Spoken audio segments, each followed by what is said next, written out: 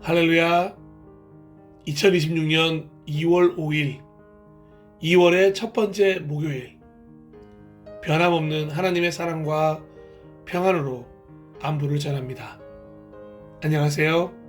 살아나서 살리는 교회의 김광수 목사입니다. 어떻게 요즘 삶 가운데 들려오는 소식이 평안한 소식의 양이 더 많으신지요? 여러모로 복잡하게 들려오는 이야기에 실망하고 낙심한 분들은 없는지 걱정입니다. 그리스도인은 세상에 살되 결코 세상에 속하지 않는 삶, 거룩한 삶을 살아가야 할 줄로 믿습니다. 혹시 여러분들은 세상에 살되 세상에 속하지 않는 삶에 대해서 알고 계십니까? 요한복음 17장 11절에서 19절에 등장하는 예수님의 말씀으로 첫째는 하나님과 하나 되는 삶입니다. 둘째는 예수님의 기쁨으로 충만한 삶이고, 셋째는 말씀대로 살기에 세상으로부터 미움받는 삶입니다. 마지막으로 넷째는 진리를 추구하는 삶입니다. 우리 그리스도인들은 오늘도 복잡 다양한 세상에 살되 세상에 속하지 않는 성도가 되어야 할 것입니다. 그 거룩한 삶을 살아내실 것을 응원하며 격려합니다. 그리고 사무엘하 18장으로 나아갑니다. 사무엘하 18장 통독은 한나 미니스트리 하루 한 장 큐티 통독 3번역으로 함께 하도록 하겠습니다. 그리고 말씀 낭독 후에 이어지는 오늘 함께 나누고 싶은 찬양은 원웨이 미션의 주님의 나라입니다.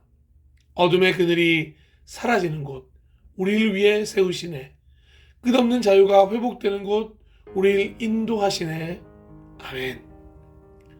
사랑하고 존경하고 축복하는 동역자 여러분, 예배자 여러분, 오늘도 여러분이 발걸음을 딛는 모든 곳에서 살아나는 아침, 살리는 하루 되시길 축복합니다. 하나님이 우리와 함께 하십니다. 하나님은 당신을 너무도 사랑하십니다. 하나님이 우리의 길을 인도하십니다. 아멘.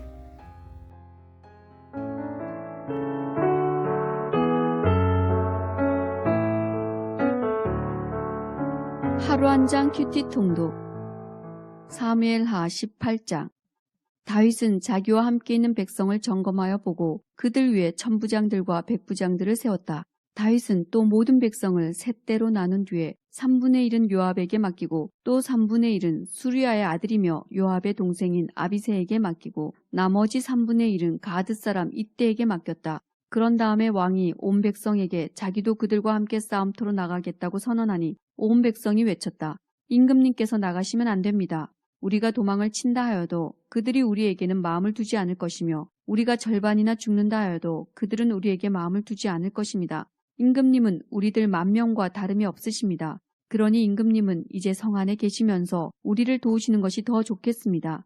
그러자 왕은 그들의 의견을 따르겠다고 말하고 성문 곁에 서 있으니 온 백성이 100명씩 1000명씩 부대별로 나아갔다. 그때 왕이 요압과 아비새와 이때에게 부탁하였다. 나를 생각해서라도 저 어린 압살롬을 너그럽게 대하여 주시오. 왕이 압살롬을 너그럽게 대하여 달라고 모든 지휘관에게 부탁하는 말을 온 백성이 다 들었다. 다윗의 군대가 이스라엘 사람과 싸우려고 들녘으로 나아가서 에브라임 숲속에서 싸움을 하였다. 거기에서 이스라엘 사람이 다윗의 부하들에게 패하였는데 그들은 그날 거기에서 크게 패하여서 20,000명이나 죽었다. 싸움이 온 땅 사방으로 번져나가자 그날 숲속에서 목숨을 잃은 군인이 칼에 찔려서 죽은 군인보다 더 많았다. 압살롬이 어쩌다가 다윗의 부하들과 마주쳤다. 압살롬은 노새를 타고 있었는데 그 노새가 큰 상수리 나무의 울창한 가지 밑으로 달려갈 때 그의 머리채가 상수리 나무에 휘감기는 바람에 그는 공중에 매달리고 그가 타고 가던 노새는 빠져나갔다. 어떤 사람이 이것을 보고서 요압에게 알려주었다. 압살롬이 상수리 나무에 매달려 있습니다. 요압이 자기에게 소식을 전하여 준 그 사람에게 물었다. 내가 그를 보았는데도 왜 그를 당장에 쳐서 땅에 쓰러뜨리지 않았느냐? 그랬더라면 내가 너에게 은 10개와 띠 하나를 주었을 것이다. 그 사람이 요압에게 대답하였다. 비록 은 1000개를 달아서 저의 손에 쥐어 주신다고 하여도 저는 감히 손을 들어 임금님의 아들을 치지 않을 것입니다. 임금님께서 우리 모두가 듣도록 장군님과 아비새와 이때에게 누구든지 어린 압살롬을 보호하여 달라고 부탁하셨기 때문입니다. 제가 임금님을 속이고 그의 생명을 해치면 임금님 앞에서는 아무 일도 숨길 수가 없기 때문에 장군님까지도 저에게 등을 돌릴 것입니다. 그러자 요압은 너하고 이렇게 꾸물거릴 시간이 없다 하고 말한 뒤에 투창 3자루를 손에 들고 가서 아직도 상수리 나무의 한가운데 산채로 매달려 있는 압살롬의 심장을 꿰뚫었다. 요압의 무기를 들고 다니는 젊은이 10명도 모두 둘러싸고서 압살롬을 쳐서 죽였다. 그런 다음에 요압이 나팔을 부니 백성이 이스라엘 사람을 뒤쫓다가 돌아왔다. 요압이 백성에게 싸움을 그치게 하였기 때문이다. 그들은 압살롬을 들어다가 숲속의 깊은 구덩이에 집어던지고 그 위에다가 아주 큰 돌무더기를 쌓았다. 온 이스라엘 사람들은 도망하여서 저마다 자기 장막으로 돌아갔다. 평소에 압살롬은 자기의 이름을 후대에 남길 아들이 없다고 생각하여 살아있을 때 이미 자기 비석을 준비하여 세웠는데 그것이 지금 왕의 골짜기에 있다. 압살롬이 그 돌기둥을 자기의 이름을 따서 불렀기 때문에 사람들은 그것을 오늘날까지도 압살롬의 비석이라고 한다. 그때 사독의 아들 아히마아스가 요압에게 말하였다. 제가 임금님에게로 달려가서 주님께서 임금님을 원수에게서 구원하셨다는 이 기쁜 소식을 전하겠습니다. 그러나 요압이 말렸다. 오늘은 아무리 좋은 소식이라도 내가 전하여서는 안 된다. 너는 다른 날 이 좋은 소식을 전하여도 된다. 그러나 오늘은 날이 아니다. 오늘은 임금님의 아들이 죽은 날이다. 그리고는 요압이 에티오피아 사람에게 명령하였다. 내가 가서 본대로 임금님께 아뢰어라. 그러자 그 에티오피아 사람이 요압에게 절을 하고 달려갔다. 사독의 아들 아히마아스가 또다시 요압에게 말하였다. 저에게 무슨 일이 일어나도 좋으니 저도 저 에티오피아 사람과 같이 가서 보고할 수 있도록 허락하여 주십시오. 그러나 요압은 또 말렸다. 아히마아스야, 내가 왜 가려고 하는지 모르겠구나. 내가 가 보아야 이 소식으로는 아무 상도 받지 못한다. 아히마아스가 또다시 말하였다. 저에게 무슨 일이 일어나도 좋으니 저도 가겠습니다. 요압이 그에게 말하였다. 그렇다면 더 말리지 않겠다. 아히마아스는 요단 계곡을 지나는 길로 달려서 그 에티오피아 사람을 앞질렀다. 그때 다윗은 두 성문, 곧 앞문과 바깥문 사이에 앉아 있었는데 파수꾼이 성문의 지붕 위로 올라가서 성벽 위에서 멀리 바라보고 있다가 어떤 사람이 혼자 달려오는 것을 보았다. 파수꾼이 큰 소리로 이 사실을 왕에게 알리니 왕은 혼자 오는 사람이면 좋은 소식을 전하는 사람이다 하고 대답하였다. 그 사람이 점점 더 가까이에 이르렀다. 파수꾼이 보니 또 한 사람이 달려오고 있었다. 파수꾼이 큰 소리로 문지기에게 또 한 사람이 달려온다 하고 외치니 왕은 그도 좋은 소식을 전하는 사람이다 하고 말하였다. 파수꾼이 또 알렸다. 제가 보기에 앞서서 오는 사람은 달리는 것이 사독의 아들 아히마아스가 달리는 것과 같습니다. 그러자 왕이 대답하였다. 그는 좋은 사람이니 좋은 소식을 전하러 올 것이다. 아히마아스가 왕에게 가까이 이르러서 평안하시기를 빕니다 하고 인사를 드리며 얼굴이 땅에 닿도록 왕에게 절을 하며 아뢰었다. 높으신 임금님께 반역한 자들을 없애버리시고 임금님께 승리를 안겨주신 임금님의 주 하나님을 찬양합니다.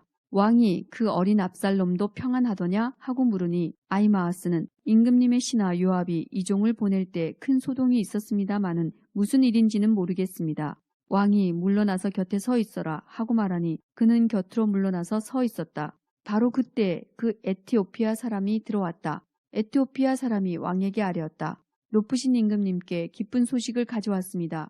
주님께서 오늘 임금님께 반역한 자들을 없애버리시고 임금님께 승리를 안겨주셨습니다. 왕이 에티오피아 사람에게 물었다.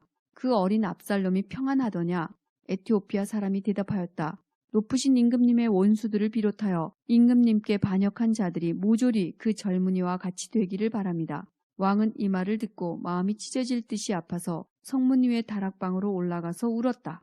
그는 올라갈 때 내 아들 압살롬아, 내 아들아, 내 아들 압살롬아, 너 대신에 차라리 내가 죽을 것을 압살롬아, 내 아들아, 내 아들아 하고 울부짖었다.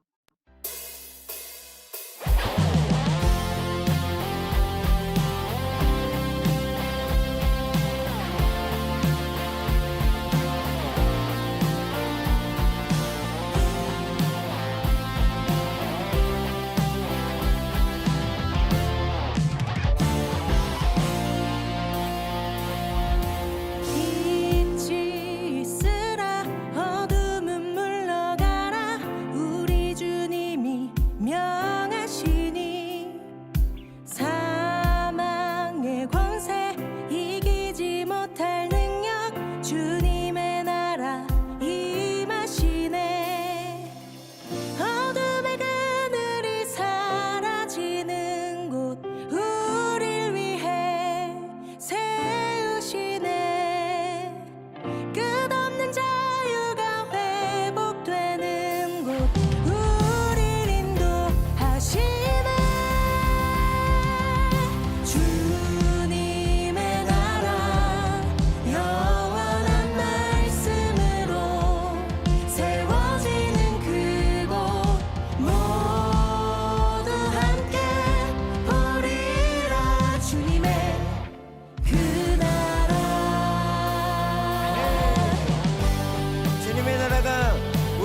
임하길 원합니다.